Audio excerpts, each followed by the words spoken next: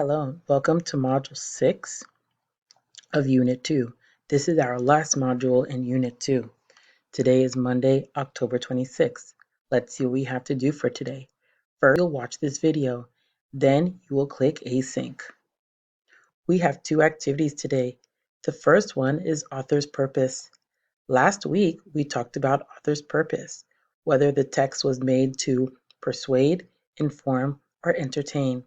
You are going to read these three pieces of text, and then you're going to determine whether they are to persuade, inform, or entertain.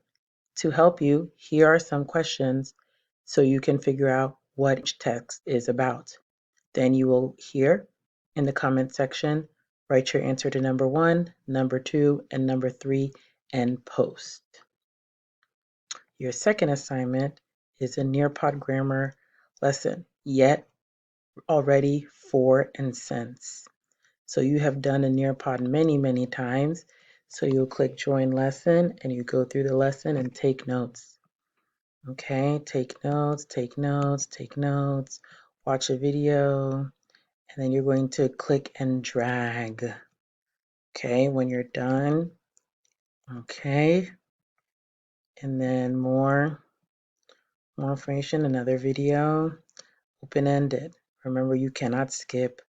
So write 2 sentences using for and 2 sentences using since.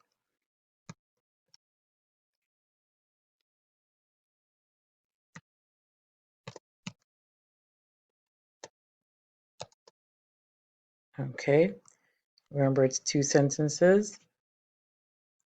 Then when you're done, you click submit. And then you take a quiz, 6 questions. Which one goes here? Okay.